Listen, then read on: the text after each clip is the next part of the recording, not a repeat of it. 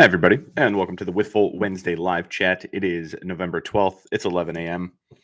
Normally, I try and do this at 12, but with the update and pro debut coming in today, I probably won't have the time at noon. I'm hoping to get shipment in or around noon. That seems unlikely based on the FedEx update I just saw.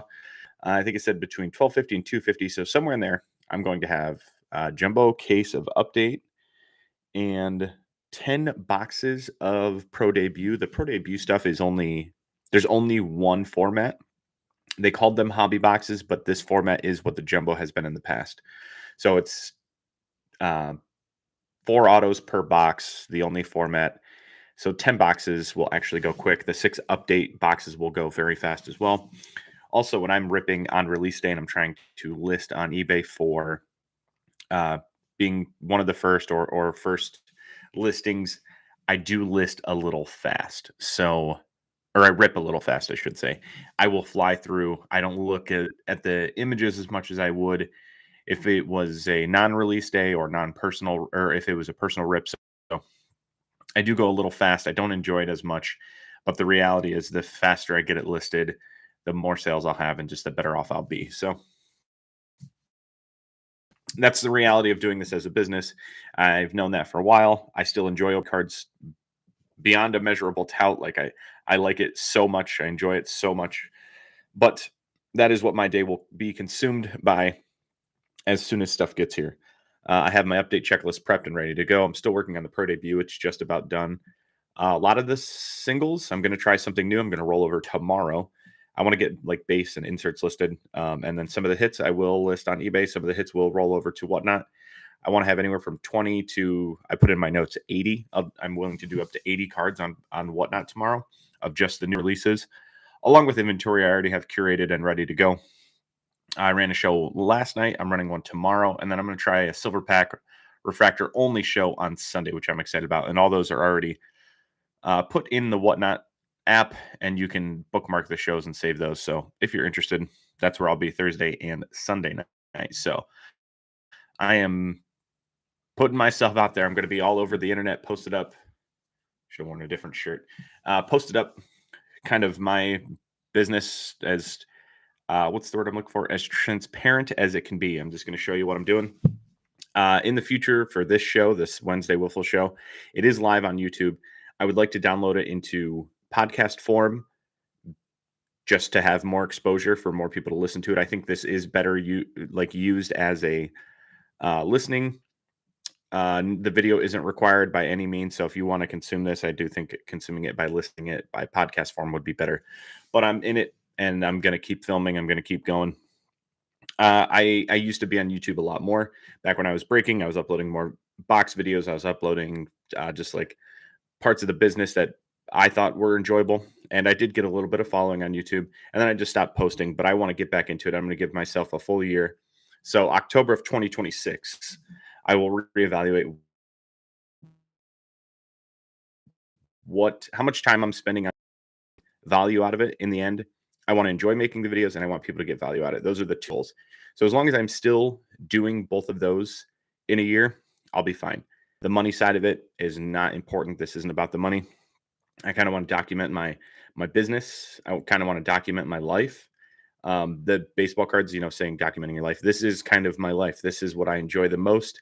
This is what I enjoy doing. So I'm just going to keep rolling forward with this. In the future, I would like this to be more interactive. I think I have to build the schedule out a little better. Doing one show live Wednesdays. Maybe people will tune in. Maybe they won't. But I would, what other people are doing, what they're doing in their business, what they're seeing, what they're doing as far as ripping cards, listing cards, selling on eBay, selling on Whatnot, selling on District, selling on X, selling on Instagram, wherever cards are being sold. That really interests me. That's one of my topics today, where to buy cards.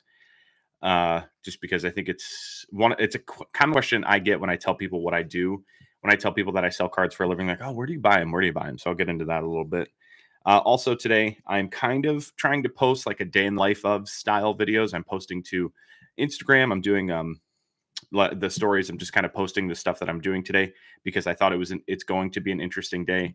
I had to get up pretty much my normal time. But no snooze, no waiting around in bed. Jumped up, got right to work. I was excited to start the day. I had 120 packages to ship. That was because there was no mail yesterday, so that was 2 days worth of eBay sales and then a single whatnot sale. So 120 orders went out this morning already. I am obviously planning out the releases to get here, and I have spaces cleared. I have thumbnails made. I have checklists made. I'm ready to do that. And yeah, I'm just going to kind of document how the day goes. Just posted a picture to X of me about to go live here. So just trying to spread my, I guess, what's the word I'm looking for? I want people to just notice what I'm doing and see if I can provide value. The followers, the amount of people that follow me doesn't matter. If I can provide good value, I just want people to be able to find me. So I am posting a few different places. I should still be posting more. I should be posting on TikTok. I can't even count the amount of times people have mentioned that to me, and I still just haven't downloaded it for some reason, or made a business profile page, which seems so simple. It's the day that we live in. It's the social media world that we live in, and I just haven't made that jump. Maybe someday I'll get to it. But like I said, one of the most common questions I get asked when I tell people this is what I do for a living, they ask me, where do I buy cards? How do I buy cards? And it's from card buyers and non-card buyers. It is the number one question I get asked. And I just buy on Topps, Topps.com. It's my number one purchase site. I am online at 11:58. I have an alarm set on my phone every time there's a new release for 11:58 and 12.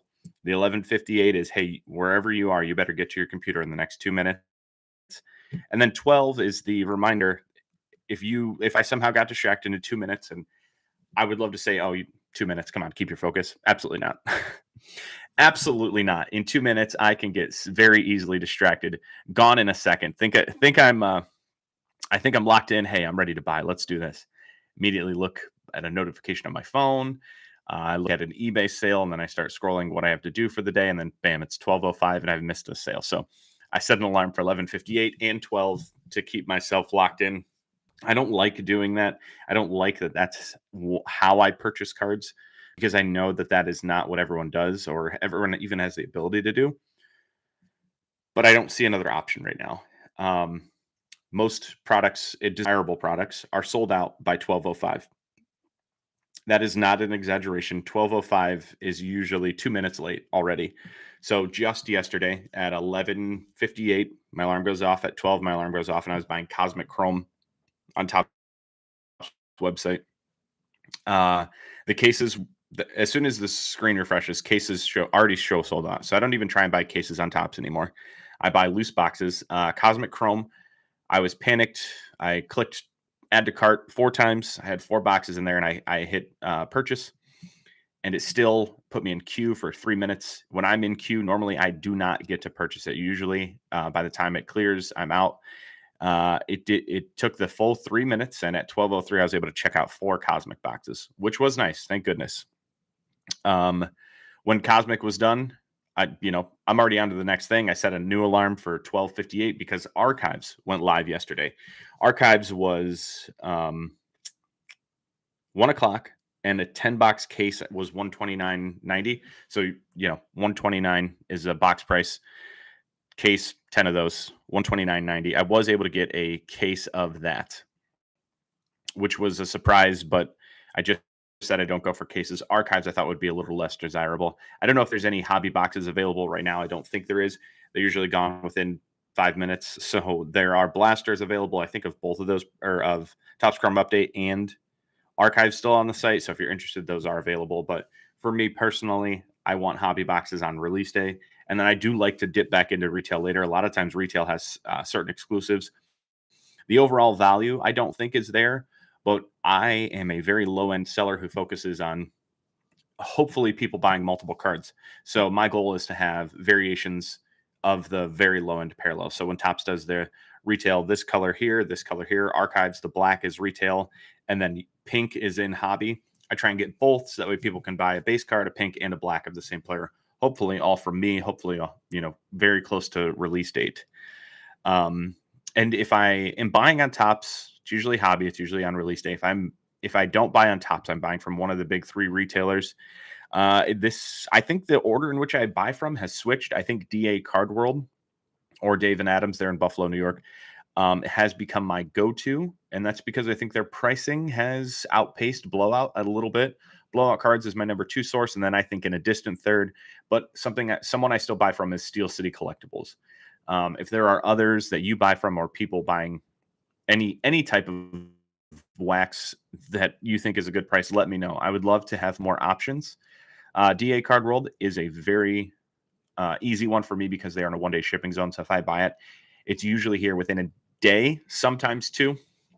But it makes it so if I have some downtime in my schedule and I want to like work in a retail product buy it later in the week, I can do that. I can buy on Monday and have the cards by Wednesday at the latest.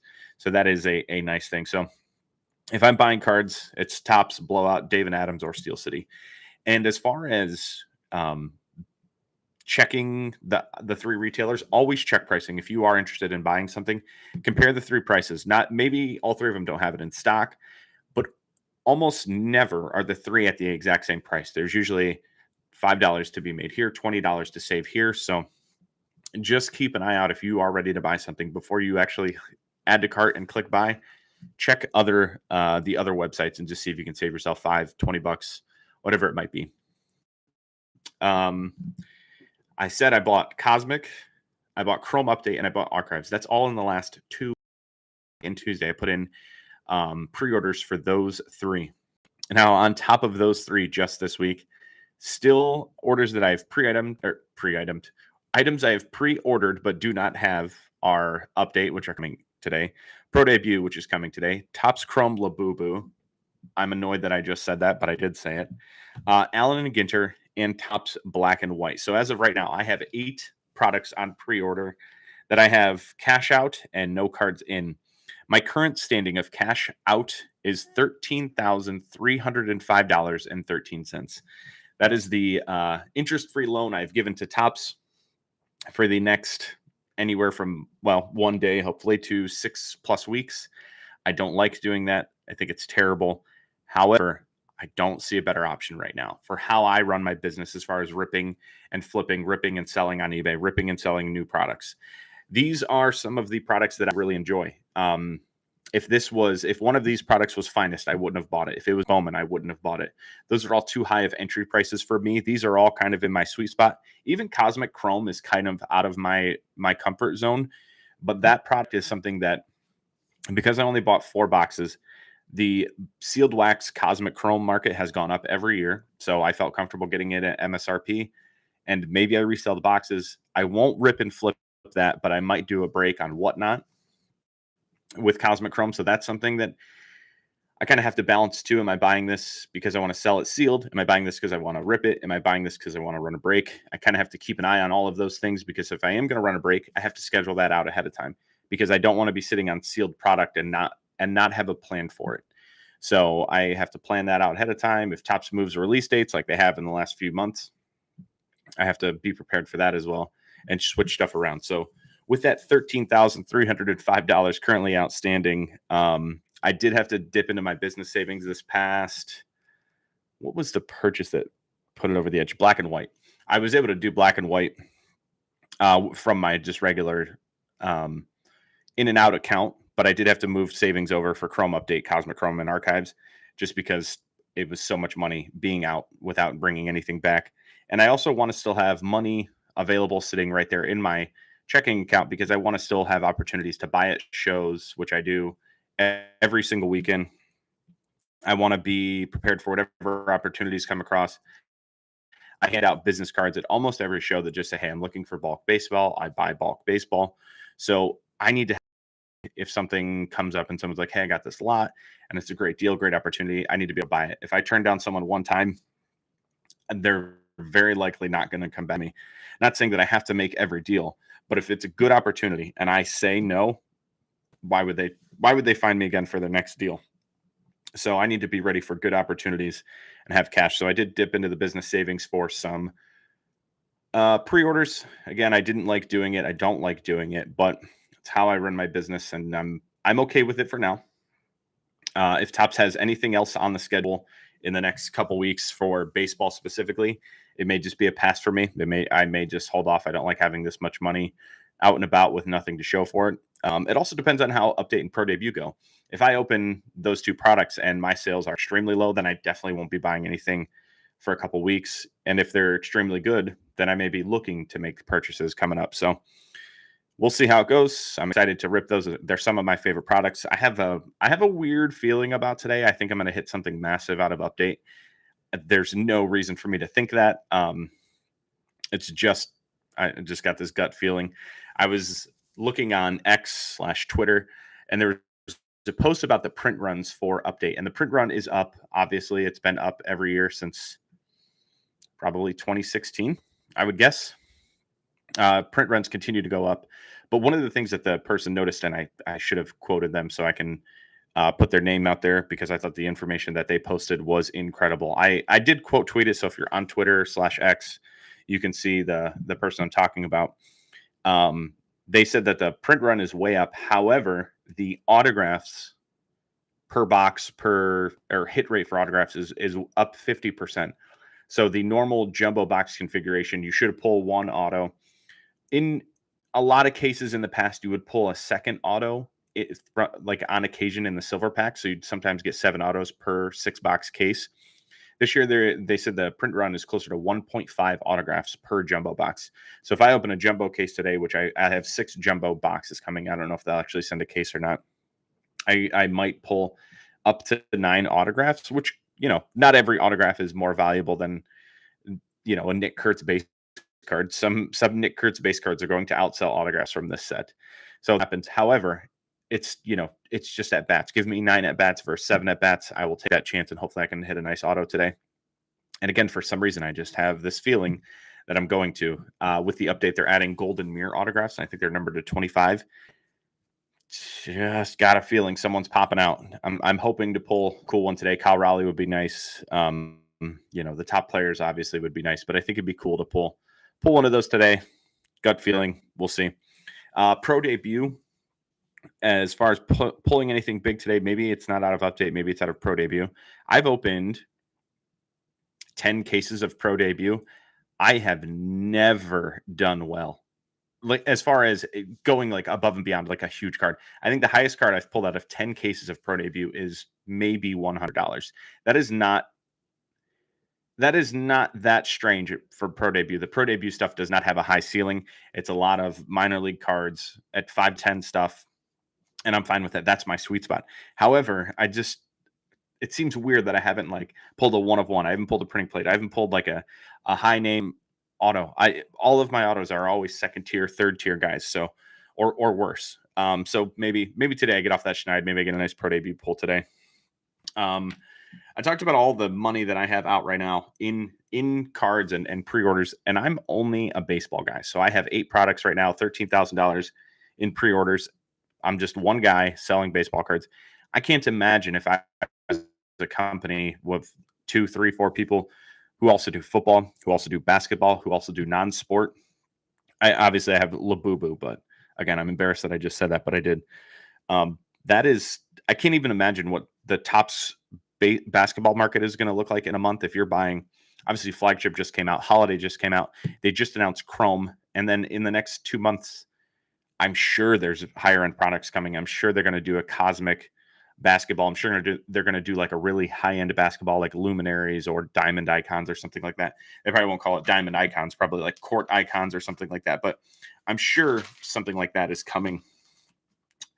As far as like the thumbnail, I wanted to do just the things that I wanted to talk about today: where to buy cards, cash flow, and liquidity.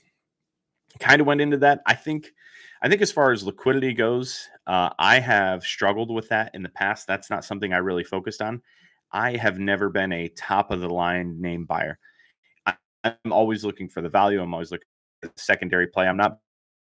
I wasn't buying Paul Skeens. I wasn't buying Ellie De La Cruz. I wasn't buying Merrill and Trio at the top of their market. I was always looking for that second tier. And I think that is a mistake that I was okay with. But once I started selling on Whatnot, I thought it was a glaring, because the people that come into the chat and ask for the players, they're never asking for the second tier players. People that come in and ask for cards, they're looking for Skeens, Ellie De La Cruz, the top prospects out of Bowman, people performing really well on field. So Trey Yesevich, however you want to say that. And then Cam Schlittler for the Yankees. Those were the most common names I saw in my chat. So I immediately had to switch up and move to more liquid names, better names. Ken Griffey Jr. makes the list. Aaron Judge makes the list. Shohei Ohtani. I've always bought Ohtani, but never mid to high end stuff. Always low end, just bulk Ohtani. And actually, that's probably, I think, my two biggest mistakes for buying singles at card shows are things I didn't buy. Number one was the 2024 Topps Chrome Gold Refractor of Shohei Ohtani. It was numbered 50 of 50. I saw that, I want to say in August. It may have been July. I saw that at a show. And I think the price tag on it was $400. Even without looking that up, I thought that was a good price, but I wasn't a $400 baseball card buyer. That's not where I was, but I stared at that for a long time, and I should have made an offer. I should have made a move on it. And I did see that card sell on eBay. And it was after Ohtani had 50-50 season, and the card sold for well over $4,000. I think if you look in the card ladder history, you can see it. And that one hurts. That one, I knew that card was going to be more valuable than what it was, and I did not make a move. So pretty disappointed. I think about that one a lot. Just missed the boat on it. And the opportunity was sitting right in front of me. I felt good about it. I thought it was right, and I did not pull the trigger. I think overall, my mistakes for buying or for my entire business are more about buying than selling. I can't think of many sales that I regret. And I say many. I can't think of any sales that I regret. I know sometimes stuff is going to go up. I know sometimes players are going to be better than I expected. But in the end, I'm a volume seller. I would rather take 100 sales of guys that are go up than a single sale of a guy that I should have sold earlier that goes down. So I don't regret sales. If I'm turning over a profit, if I'm turning over cards, if I'm making sales, I will take that every single day of the week. So I think Otani's probably my big buying more, the Ohtani Gold. And then also there was a show in Michigan. I'm from northeastern Ohio, so it was about 3 hours away. It was an inaugural show, so there were a lot of first time dealers, and I was going through. I snuck in early. I didn't mean to sneak in early. I just walked in like I own the place, and one of the dealers was like, "How'd you get in here?" I was like, "I just walked in. I don't know." Like, "Oh, I guess I wasn't supposed to be in yet." He was cool. The other dealer next to him was like, "You can look at my stuff." So I did stay in. But one of the tables later on in the show was an entire showcase of Shohei Ohtani's. I pulled out the three most interesting that I liked. One was a Stadium Club Image Variation Rome X Fractor, and then I think it was just another Stadium Club Refractor. And those are the cards that I liked, like probably would have bought regardless of the price. But they ended up being much cheaper than I thought they'd be, much cheaper than they should have been, honestly. So I bought those three, and I moved on to the next table. And I don't know why I didn't go back and look at the rest of the pricing on his Ohtani stuff. He had Topps Heritage refractors. He had like a Topps Heritage Rainbow. There was the regular chrome refractor, red refractor, green refractor, silver refractor. This was 2021 Heritage. And those are the ones that stick out because they were in the middle of the case, but the entire case was filled with Ohtani. And I should have spent every single dollar I had in my pocket on that table. The other issue with that is I left that show with cash in my pocket. So I just can't believe I didn't go back. Should buy more Ohtani. Still to this day, I think when I go to shows, I don't buy enough Ohtani. He's incredible. We can't put into words what he's done, what he's doing. He's just the man. He's the best baseball player I've ever seen, will ever see, and has ever walked the face of the earth. Sorry, old timers. Babe Ruth ain't got nothing on Ohtani at this point. Other mistakes that I've made are it's just not moving faster, not adapting. Number one mistake that I think I've made as far as my business was just not listening to people telling me about whatnot. There was a negative connotation, and there still is, and there will be for a long time about the buying and selling on there. That it's it's a lot of scammers. It's a crappy business. Who cares about live selling? I got multiple emails from Whatnot trying to get recruited to sell on their platform. multiple years ago, multiple years, and I did not take them up. I felt it was kind of scammy. I didn't like it. I was really negative, and I don't understand why I wasn't willing to try. Like even if I just signed up, I tried a couple shows and it didn't go well. That's fine. But the fact that I'm selling now, I'm having a lot of success. I'm hearing a lot of people at card shows that I'm talking to not finding the success that I'm having hard time people getting people into their streams. And I've amassed, this is not a big number, but it is big in the realm of being 1 month into this, about 400 followers. If I started 3 years ago, I think that number would be 100x. I think I'd be at like 40,000 followers, and I'm kind of upset with myself that I didn't pull the trigger on that sooner. I would be in a much bigger place, I think, and just have a better idea of how the whole platform works, what I could be buying, what I should be buying. The Otani mistakes that happened wouldn't have happened because I would have more cash flow. I would have been buying bigger cards. So I think that whatnot like kind of waterfalls into a lot of mistakes in my business, not being able to take bigger jumps, take bigger leaps that I felt at the time were good, but just not quite good enough. If I had a little more cash at those times, I think I would have made those moves. So biggest mistake, not moving faster, both in whatnot and in breaking. My oldest brother, tried to suggest breaking to me like 3 to 4 years before I started, which was in 2020. And I was like, no, that's not for me. Who wants to see other people open cards? Who wants to buy in and watch people open cards on YouTube or on whatever platform it was at the time? I thought it was just that was silly. That's not going to last. Again, as wrong as I could be, breaking is essentially what's propping up the entire sports card market. Obviously, there's still collectors in it, but when it comes to outside of baseball, I think baseball is more collector driven. Breaking is what drives the entire game. I was completely wrong about that. I should have been ripping and doing breaks online a lot sooner. Luckily, in 2020, my brother Josh, who was the partner in Wiffle Breakers at the beginning, was like, "Hey, man, I'll do all the stuff." He's like, "I'll get the computer ready. I'll get the live stream ready. I'll sign us up for whatever stuff we need to do." He's like, "You can do this. We can do this. Just show us how, or show me how."